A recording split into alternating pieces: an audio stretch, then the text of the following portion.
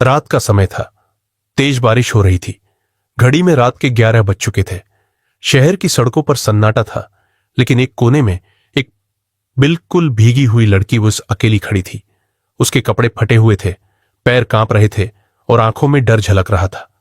सामने की सड़क पर एक लग्जरी कार रुकी। अंदर बैठा आदमी लगभग 40 साल का था। अरविंद मल्होत्रा, शहर का एक मशहूर बिजनेसमैन। उसकी दुनिया में दौलत की कोई कमी नहीं थी, लेकिन दिल में संवेदनाओं की जगह भी नहीं बची थी। अरविंद की नजर उस आडरी सहमी लड़की पर पड़ी। वह आगे बढ़ा और गाड़ी की खिड़की नीचे कर दी। तुम यहां इस हालत में क्या कर रही हो? उसने सख्त आवाज में पूछा। लड़की ने सिर उठाया। उसकी आंखों में आंसू थे। मेरे पास रहने के लिए कोई जगह नहीं है। मुझे सिर्फ एक रात के लिए कहीं पनाह मिल जाती तो मैं सुबह चली जाऊंगी। अरविंद कुछ देर सोचता रहा। उसे यकीन नहीं था कि इस अनजान लड़की की बातों पर भरोसा किया जाए या नहीं, लेकिन फिर उसने लंबी सांस ली और कहा, बैठो गाड़ी में। लड़की चुपचाप बैठ गई। रास्ते भर उसने एक भी शब्द नहीं कहा। अरविंद ने उसे अपने कोली शानदार बंगले मैस में पहुंचा दिया, लेकिन उसे क्या पता था कि टास जिसे वह एक बेघर लड़की समझ रहा था, उसकी असली पहचान उसे पूरी रात सोने नहीं देगी। सिया की जिंदगी में दुखों का सिलसिला नया नहीं था। जब वह 5 साल की थी, तब उसके पिता ने कर्ज के बोझ से तंग आकर खुद को खत्म कर लिया था। मां ने जैसे तैसे उसे पालने की कोशिश की, लेकिन गरीबी ने उन्हें कभी चैन से सोने नहीं दिया। पिछले कुछ महीनों से हालात और खराब हो गए थे। मां बीमार पड़ी, लेकिन घर में पैसे नहीं थे कि सही इलाज करवाया जा सके। पड़ोसियों ने मदद करने की कोशिश की, लेकिन आखिर कब तक? धीरे धीरे मां की तबीयत और बिगड़ती गई और एक दिन सिया ने उन्हें अपनी बाहों में दम तोड़ते देखा। मां के गुजर जाने के बाद उसके पास कोई घर नहीं बचा। मालिक ने किराया न देने की वजह से घर से बाहर निकाल दिया। तब से वह कभी मंदिरों में, कभी रेलवे स्टेशन पर, तो कभी फुटपाथ पर रात गुजारती थी। अरविंद का बीता हुआ कल। अरविंद ने अपनी जिंदगी में बहुत पैसा कमाया था, लेकिन इसकी कीमत उसने अपने रिश्तों को खोकर चुकाई थी। उसके माता पिता का निधन तब हुआ जब वह सिर्फ 15 साल का था। चाचा चाची ने उसकी देखभाल की, लेकिन उन्हें सिर्फ उसके पैसों से मतलब था। जब वह 25 साल का हुआ, तब उसने अपने दम पर एक छोटी सी कंपनी शुरू की थी। मेहनत और स्मार्ट दिमाग की वजह से वह जल्द ही करोड़पति बन गया, लेकिन सफलता ने उसे एकाकी बना दिया। रिश्ते सिर्फ पैसे के लिए होते हैं, यह सोच अब उसकी आदत बन चुकी थी। इसलिए जब उसने सिया को अपने घर में पनाह दी, तब भी उसके मन में शक था। लाबिजिक, पहली सुबह का सामना। सुबह जब अरविंद की आंख खुली, तो उसने देखा कि घर का माहौल कुछ बदला हुआ था। नौकर चाकर आपस में धीरे धीरे बातें कर रहे थे। क्या हुआ? उसने गंभीर आवाज में पूछा। नौकर ने बताया, सर, वो लड़की सिया सुबह से पूजा घर में बैठी है। अरविंद ने माथे पर बल डालते हुए कहा, क्या? वह धीरे धीरे पूजा घर की ओर बढ़ा। अंदर देखा तो सूरसिया नंगे पैर बैठी थी, आंखें बंद थीं और हाथ जोड़कर प्रार्थना कर रही थी। भगवान, मुझे किसी के रहम पर नहीं जीना, लेकिन अगर आपने इस आदमी को मेरे लिए भेजा है तो मैं उसका विश्वास नहीं तोड़ूंगी। अरविंद पहली बार थोड़ा असमंजस में था। यह लड़की कौन थी? वह चुपचाप कमरे से निकल गया, लेकिन मन में कुछ खटकने लगा। अरे शाह, सिया का पहला दिन अरविंद के घर में। तब सिया ने जब सुबह नाश्ते के लिए रसोई में कदम रखा, तो नौकरों ने उसे संकोच भरी निगाहों से देखा। मैडम, आपको कुछ चाहिए? नहीं, मैं खुद बना लूंगी। नहीं, आप हमारी मेहमान हैं। सिया ने हल्की मुस्कान दी। इतने समय बाद उसे किसी ने इतनी इज्जत से देखा था, लेकिन तभी पीछे से एक आवाज आई, तुम यहां मुफ्त में रहने नहीं आई हो? अरविंद था। उसकी आवाज में वही कठोरता थी। अगर यहां रहना है तो कुछ काम करना पड़ेगा। सिया ने सिर हिलाया। मुझे कोई परेशानी नहीं। अरविंद ने सोचा कि वह शायद मना कर देगी, लेकिन सिया के चेहरे पर आत्मसम्मान झलक रहा था। अरे आरस, रिश्तों में बदलाव लाकर दिन बीतते गए। सिया ने घर के छोटे मोटे काम करना शुरू कर दिया। कभी रसोई में मदद करती, कभी पौधों को पानी देती और कभी नौकरों के साथ मिलकर सफाई करती। धीरे धीरे घर के लोग उससे घुलने मिलने लगे। नौकरानी उसे बेटी की तरह मानने लगी थी। लेकिन सबसे बड़ी बात यह थी कि बर्जिसे का बनने अरविंद का व्यवहार भी बदलने लगा था। पहले वह उसे शक की निगाहों से देखता था, लेकिन अब उसके अंदर कुछ और महसूस करने लगा था। वह पहली बार उसे चुपचाप देखता जब वह गार्डन में फूलों से खेलती या जब वह बच्चों के लिए कुछ खाना बनाकर खुद भूखी रह जाती। यह लड़की अलग है, लेकिन वह यह नहीं समझ पा रहा था कि यह बदलाव उसे अच्छा लग रहा है या डरावना। बड़ा खुलासा। एक दिन अरविंद अपने ऑफिस में बैठा था जब उसका मैनेजर अंदर आया।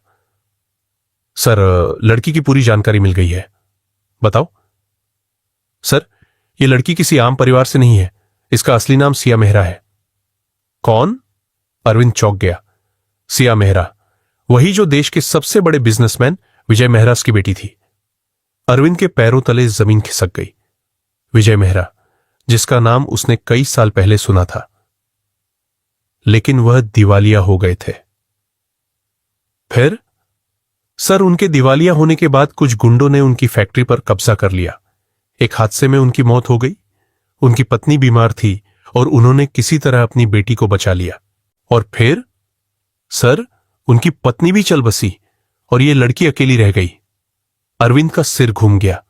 जिस लड़की को वह सड़क पर पड़ी एक बेसहारा समझ रहा था, वह एक कभी सबसे अमीर घराने की वारिस थी। अरविंद की उलझन वह पूरी रात सो नहीं सका। क्या मैं इस लड़की को उसकी सही जगह वापस ला सकता हूं? लेकिन उसे खुद पर गुस्सा भी आ रहा था। मैंने इसे भीख में जगह दी, जबकि इसका हक मुझसे भी बड़ा था। सुबह होते ही उसने सिया को अपने कमरे में बुलाया। तुम कौन हो? सिया का चेहरा पीला पड़ गया। मुझे पता था कि एक न एक दिन यह सवाल आएगा। मुझे सच बताओ। सिया ने सब कुछ बता दिया। मां की बीमारी, पिता की मौत, घर से निकाले जाने की कहानी, सब कुछ। अब मैं सिर्फ सिया हूं, ना कोई मेहरा, ना कोई अमीर खानदान की लड़की। अरविंद ने पहली बार सिया को उस नजर से देखा जिससे वह कभी किसी को नहीं देखता था, सम्मान की नजर से। वस्म, अगला कदम। अरविंद ने ठान लिया था, अब वह कुछ ऐसा करेगा जो सबको चौंका देगा। मैं इसे इसका हक दिलाकर रहूंगा। लेकिन यह इतना आसान नहीं था, क्योंकि जिन लोगों ने सिया के पिता की दौलत छीनी थी वे अब भी ताकतवर थे, और वे किसी भी हालत में यह नहीं चाहते थे कि सिया मेहरा फिर से अपनी पहचान वापस पाले। अब यह सिर्फ एक लड़की की मदद की कहानी नहीं थी, यह एक जंग थी। सिया को अब एहसास हो गया था कि अरविंद उसके अतीत के बारे में जान चुका है, लेकिन उसने सोचा भी नहीं था कि यह आदमी जो शुरू में उस पर शक कर रहा था, अब उसकी मदद करने के बारे में सोचेगा। अगली सुबह जब सिया गार्डन में बैठी थी, अरविंद उसके पास आया। उसकी आंखों में कुछ अलग था, जैसे कोई ठान चुका हो कि अब कुछ बड़ा करना है। तुम अपने हक के लिए लड़ने के लिए तैयार हो? अरविंद ने गंभीर आवाज में पूछा। सिया ने चौंक कर उसकी तरफ देखा। मेरा हक? मैं अब कुछ नहीं चाहती, जो होना था हो चुका। लेकिन तुम्हारे पिता की मेहनत, तुम्हारी मां की तकलीफें, क्या वे सब बेकार चली जाएंगी? सिया की आंखों में आंसू भर आए। उसने बहुत संघर्ष देखा था। इतने सालों में उसने खुद को यही समझाया था कि अब उसे कुछ नहीं चाहिए, लेकिन क्या वह सही कर रही थी? पर मैं अकेली क्या कर सकती हूं? अकेली नहीं, मैं तुम्हारे साथ हूं। योजना की शुरुआत। अरविंद ने तय कर लिया था कि वह विजय मेहरा की खोई हुई संपत्ति और नाम वापस लाएगा, लेकिन यह इतना आसान नहीं था। पहला कदम था उन लोगों को बेनकाब करना जिन्होंने सिया के पिता की कंपनी पर कब्जा किया था। अरविंद ने अपने वकीलों से बात की। पुराने रिकॉर्ड्स खंगाले गए। एक नाम बार बार सामने आ रहा था, राकेश ठाकुर। राकेश ठाकुर, वह आदमी जिसने सिया के पिता को धोखे से बर्बाद किया था। अब वह शहर का एक बड़ा बिजनेसमैन था और राजनीतिक संबंध भी रखता था। यह आदमी खतरनाक है सर, इससे पंगा लेना आसान नहीं, अरविंद के वकील ने चेतावनी दी। लेकिन अरविंद पीछे हटने वालों में से नहीं था। सच को सामने लाना जरूरी है, चाहे कीमत कुछ भी हो। खतरा बढ़ता जा रहा था। जिस दिन अरविंद ने अपनी लीगल टीम को केस दर्ज करने का आदेश दिया, उसी रात कुछ अजनबी लोग उसके बंगले के बाहर देखे गए। जब वह ऑफिस से लौटा तो देखा कि घर के बाहर खड़े गार्ड्स किसी को रोकने की कोशिश कर रहे थे। क्या हुआ?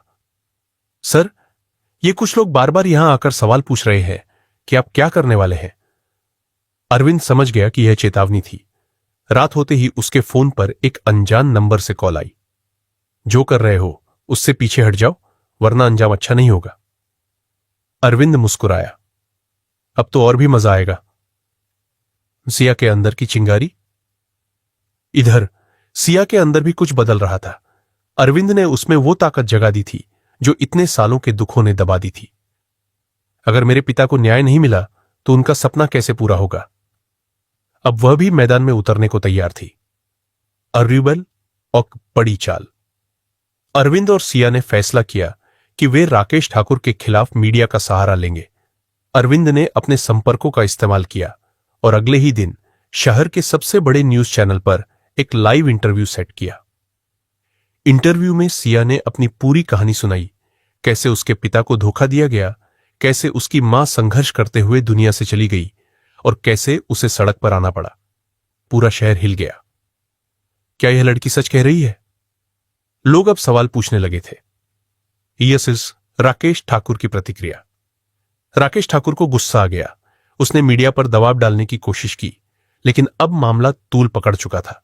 वह जानता था कि अगर सिया कोर्ट तक पहुंच गई तो उसके सारे राज खुल सकते थे।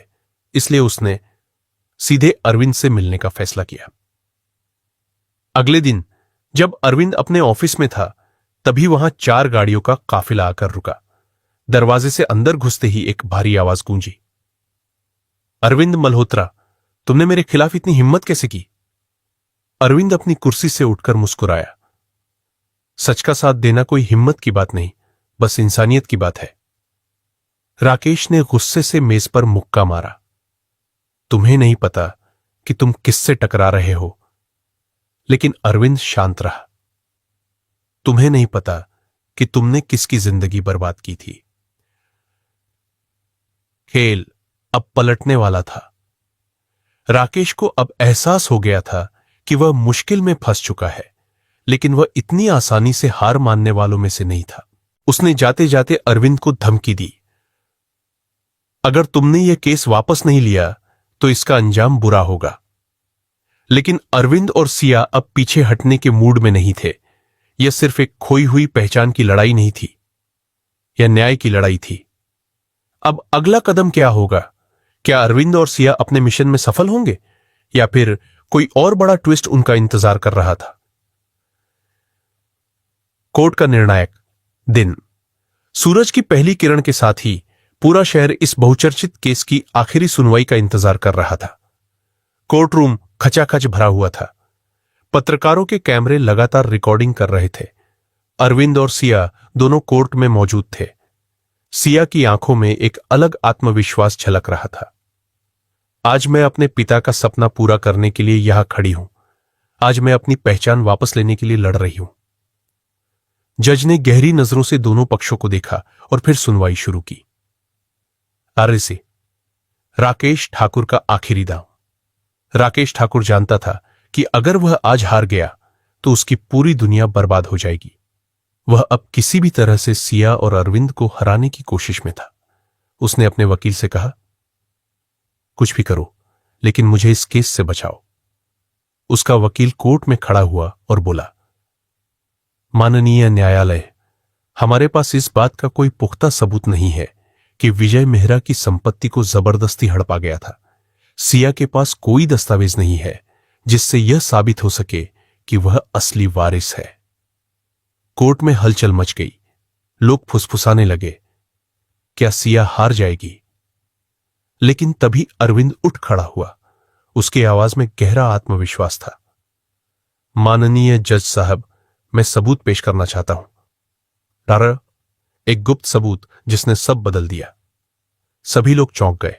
अरविंद ने आगे बढ़कर एक पुराना फाइल जज के सामने रख दिया। यह रहा वह दस्तावेज जो साबित करता है कि विजय मेहरा ने अपनी कंपनी और घर को कभी बेचा ही नहीं था। यह जबरदस्ती लिया गया था। जज ने दस्तावेज पढ़े और फिर गहरी नजर से राकेश ठाकुर की ओर देखा।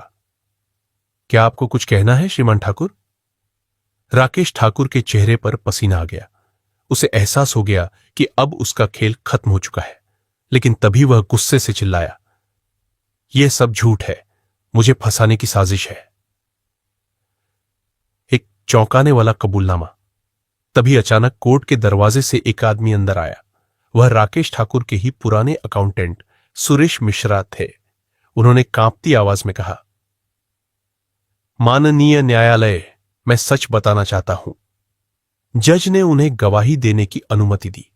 सुरेश ने कहा, मैंने अपनी आंखों से देखा था कि राकेश ठाकुर ने विजय मेहरा को जबरदस्ती दस्तावेजों पर साइन करने पर मजबूर किया था।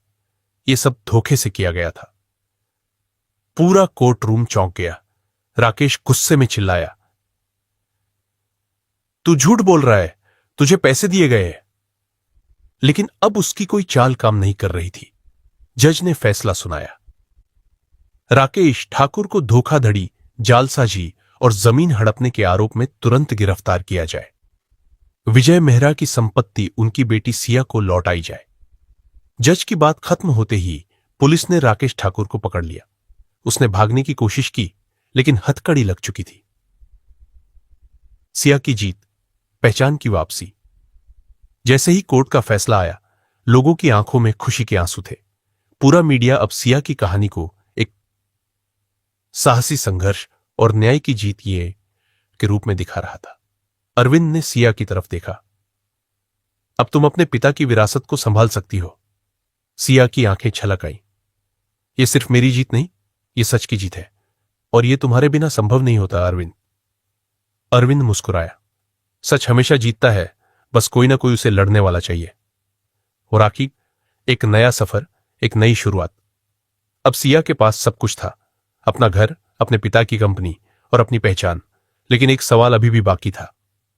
अब आगे क्या? अरविंद ने पूछा, क्या तुम अपने पिता की कंपनी को फिर से शुरू करोगी? सिया ने गहरी सांस ली। हां, लेकिन एक शर्त पर। क्या? यह सिर्फ बिजनेस के लिए नहीं होगी, यह उन लोगों की मदद के लिए होगी जो संघर्ष कर रहे हैं, जो लोग बेघर हो गए, जो अपनी पहचान खो चुके। मैं उनके लिए काम करूंगी। अरविंद ने गर्व से उसकी तरफ देखा। तुम अपने पिता की असली विरासत को आगे बढ़ा रही हो। दरिला, अरविंद और सिया, क्या अब उनका रास्ता अलग होगा? जब सब कुछ खत्म हो गया तो सिया और अरविंद एक दूसरे को देखकर चुप थे।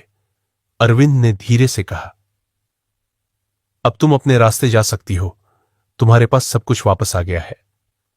सिया ने उसकी आंखों में देखा और मुस्कुराई। लेकिन अगर मैं जाना ही नहीं चाहती? अरविंद चौंक गया। तुम्हारा मतलब? मैंने सब कुछ खो दिया था, लेकिन तुम्हारे साथ मुझे एक नई दुनिया मिली और मैं इसे छोड़ना नहीं चाहती।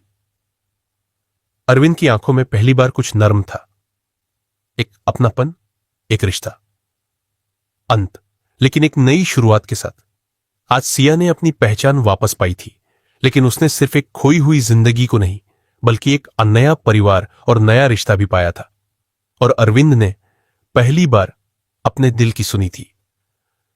सीख, सच की लड़ाई मुश्किल होती है, लेकिन अगर हिम्मत हो तो जीत पक्की होती है। जो कुछ हम खो चुके होते हैं, जरूरी नहीं कि वह हमेशा के लिए खो जाए। हमें बस उसे पाने के लिए सही लड़ाई लड़नी पड़ती है।